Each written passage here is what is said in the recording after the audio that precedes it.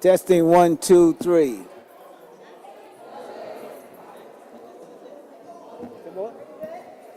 Testing 1, 2.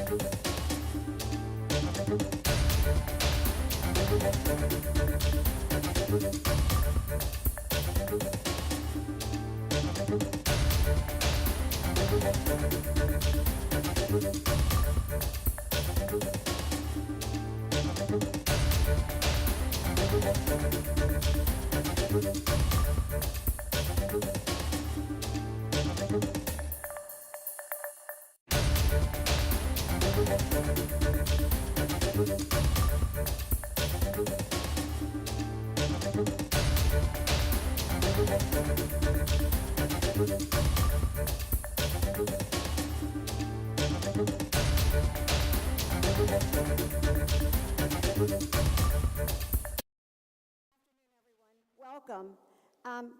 We're getting ready to get started in a couple minutes. We'd just like to ask everyone to please take their seats. And if you wouldn't mind, please turning off your cell phones. We're going to be live streaming this, so we don't want all that beeping and texting and cell phones on. So we'll get started in just a few minutes.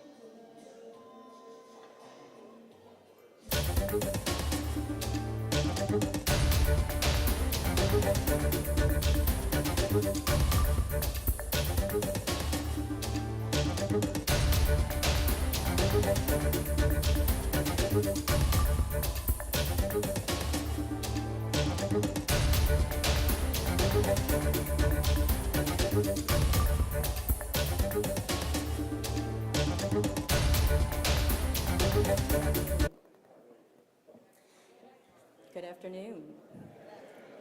Thank you, everyone, for joining us here in this beautiful space. If you can feel an excitement and an energy in the air, well, you are right, and you are not alone. My name is Caroline Fayard, and I am here today to introduce my friend, Judge Arthur Hunter.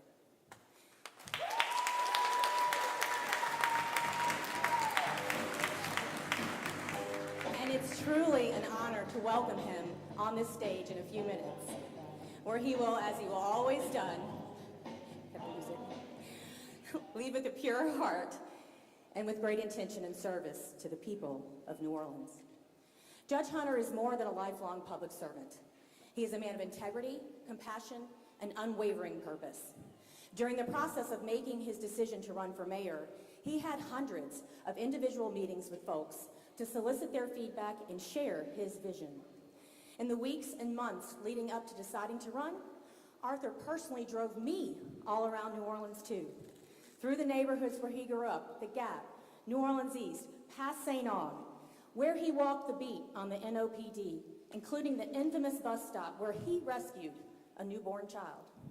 We talked about the struggles of Katrina and rebuilding, not to mention the lives he impacted as a criminal court judge at Tulane and Broad. He shared his career training program at Delgado, and I even got to visit the mural on the jail wall and meet the young artists who created it. Throughout all of our conversations, one theme rang true. New Orleans is Arthur's home, and he loves it dearly.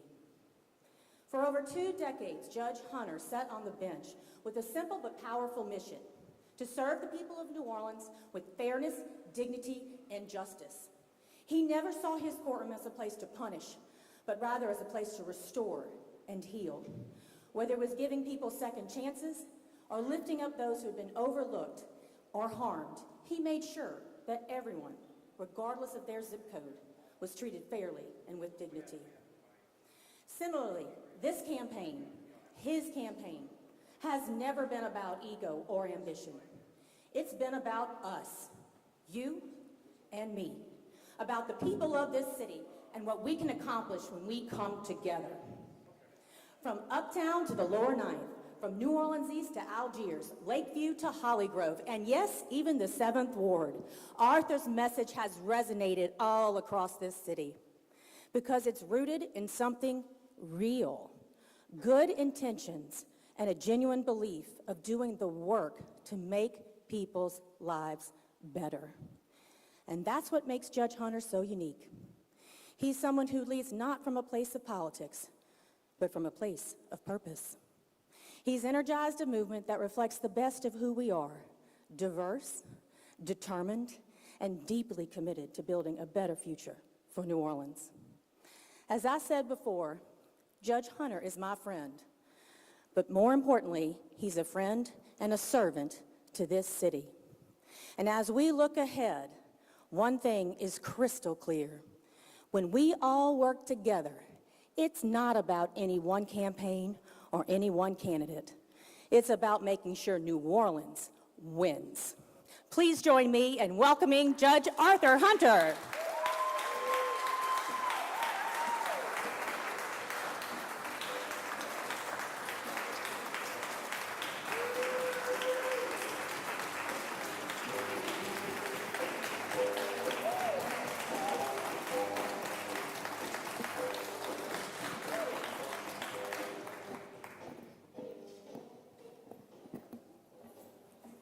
Welcome. As I look around this room, I see my supporters, I see Royce's supporters, but you know what I also see?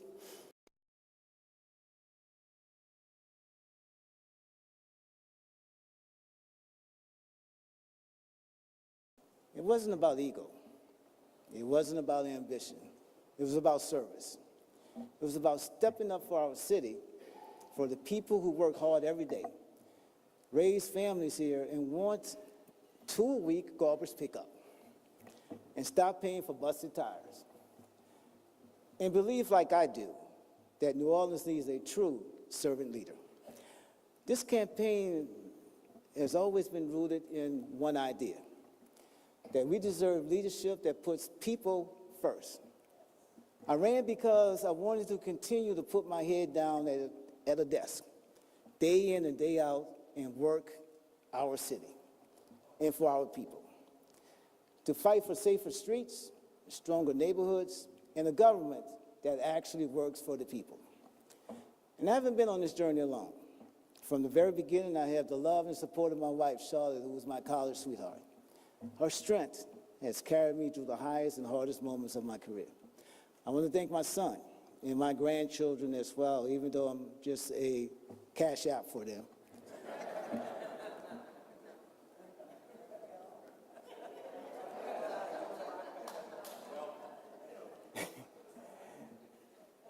Their love and their patience and belief in me every step of the way. Everything I do with them in mind and for their futures. I've also been blessed to have some incredible friends and allies standing beside me. People like Dickie Brennan, Caroline Fayard, my former NOPD buddy Tracy Fulton, Don Hubbard, Sidney Bartholomew, Louis Charbonnet, and others. This campaign was powered by a diverse, committed, and passionate team, led by Irma Trunkle, there she goes, and driven by the energy of folks like Rashid, my sidekick, and honestly my second son, because everybody thought he was my son. Every one of them believed in the mission and gave their heart and soul for our city. And last but certainly not least, Jock and Mark Morial, who I have known since we were hitting the streets for Mayor Ernest Dutch Morial. Jock and Mark have been there since the beginning, and I will never forget that. And Jock, why is it lately we seem to be making brick without straw? But the greatest honor of this journey has been hearing from the people whose lives I've touched throughout my career. People like Katina Curley, Keyshawn Harris, Tyrone Ford, and T. Darrell Scott. These are folks who came through my courtroom and walked away with a second chance for them and their families. Their stories remind me every day why public service matters and why we must lead with compassion, not just conviction. Over the past few days, Royce Duplessis and I stood on stages together, sometimes having too much fun, at forums, community events, and neighborhood meetings. And time again, we heard ourselves echoing each other. We shared the same vision for our city, a vision rooted in making our neighborhoods safer, not just through more police officers, but through smarter policing, stronger community trust, and crime prevention strategies that actually work. A vision centered on giving our children a better future through education, mentorship, opportunity, and accountability. And a vision that recognized we must revitalize the city from the neighborhood I grew up in, the Gap in New Orleans East, to my home in Gentilly, to my friends and supporters in Algiers, Lakeview, and the Ninth Ward, and everywhere in between. Now, Royce and I may have taken different paths, but we come from the same soil. We both grew up on Norwood playgrounds, even though we beat Pontchartrain Park all the time. We're both graduates of St. Augustine High School, and we're both lawyers. We've worked side by side in real criminal justice reform. We've been in the trenches, not just talking about change, but making it happen. And we are both sons of this city. Of course, we have our differences too. I wear glasses, he doesn't. I've got a few more years on him, but even though he's younger, I still have my hair.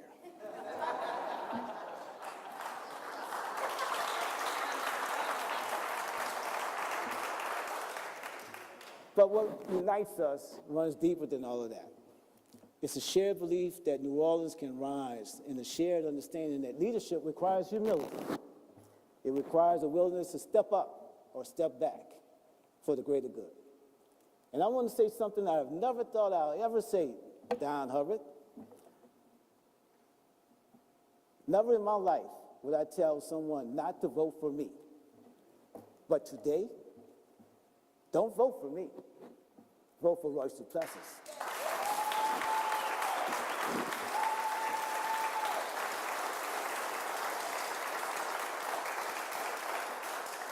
Because this is bigger than me. It's about the kind of leadership our city needs, the kind that Royce and I share. Not leadership that seeks power, but leadership that seeks to serve. Leadership rooted in showing up every day for the people, not to be served, but to serve. So today, I am officially ending my campaign for the mayor of New Orleans. But let me be very clear. I'm stepping out the race. Doesn't mean I'm stepping away from the work or even the campaign trail. I'll still be here.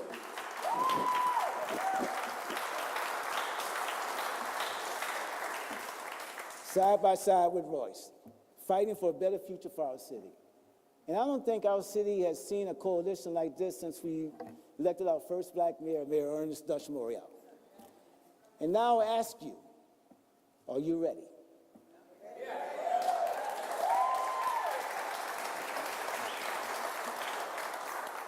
Are you ready to do the work? Are you ready to leadership that listens?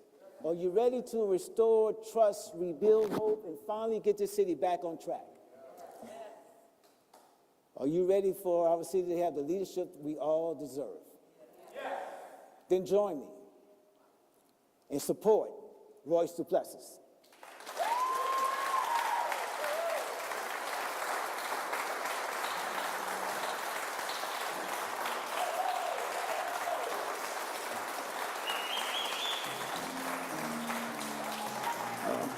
Yeah, I'm not finished. I'm not finished. I'm not finished. Reminds me of being back in the courtroom. I'm not finished. Now, it is my honor to introduce my friend, my Purple Knight brother, and the next mayor of the city of New Orleans, Senator Royce Duplessis.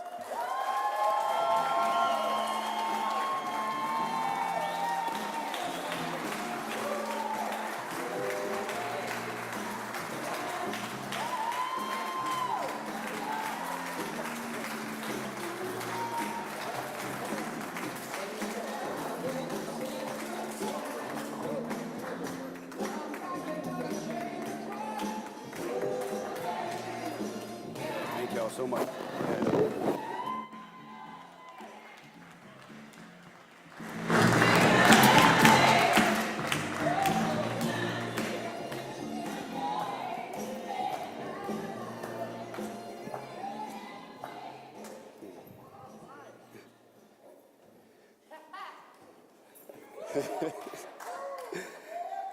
Good afternoon. Good afternoon.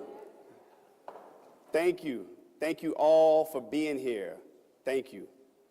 I want to begin by expressing my deep respect and heartfelt gratitude to someone that I've admired for years, the Honorable Arthur Hunter.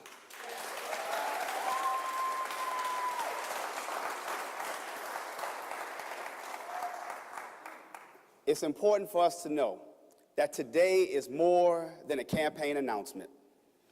Today is a moment of unity, a moment of courage, and a moment of hope for the future of our great city. Judge Hunter has always stood for justice, integrity, and the people of New Orleans. We walked the same halls at St. Augustine High School, even though he was a few years ahead of me. I heard that joke about the hair. So we walked the same halls, but not at the same time. But we were guided by the values of discipline, excellence, and service. We later worked side by side in the fight for criminal justice reform. He did it from the bench. Me, I did it as a young lawyer at the Louisiana Supreme Court under Chief Justice Burnett Johnson. We were fighting the same fight then, and now we are fighting for the same city.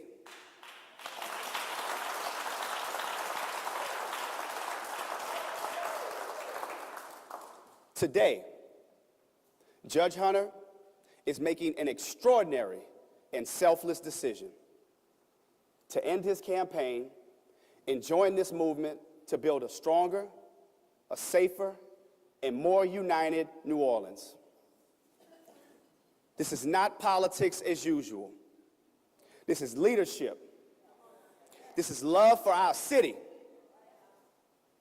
Judge Hunter, your courage, your humility, and your wisdom, it will be critical to the work ahead.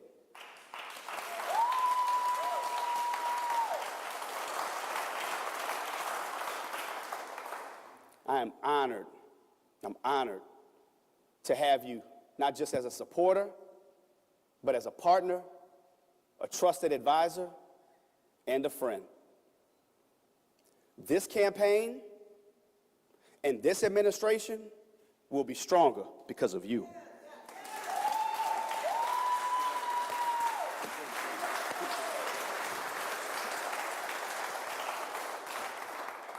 You see, we both know what's at stake. We know our city is at a crossroads. And we know that change can only happen if we come together.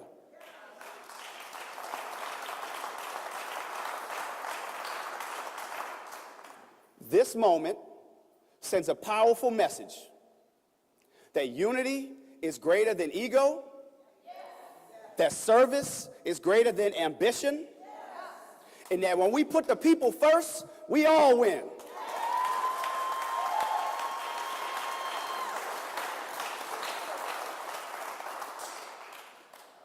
For too long, New Orleans has been divided by politics, by race, by class, and by mistrust. But today, we begin the work of healing, of building bridges instead of walls, of focusing not on who gets the credit, but who gets helped. This campaign has always been about bringing people together. And with Judge Hunter by our side, we are consolidating a movement that is bigger than either of us. It's a movement to restore faith in leadership, to rebuild trust in government, and to reimagine what is possible for our neighborhoods and for our families. To the many people who supported Judge Hunter, I will work to earn your support. We share the same values, the same dreams, and the same commitment of lifting up every corner of our city. To every New Orleanian who is tired of broken promises and tired of politics as usual, know this: a new day is coming.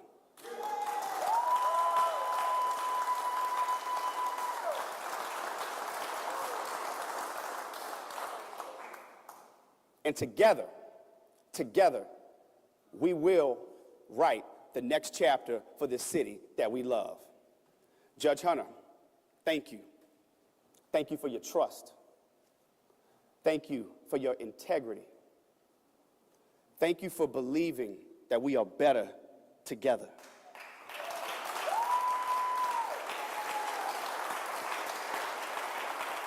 Now everyone, let's go win this race.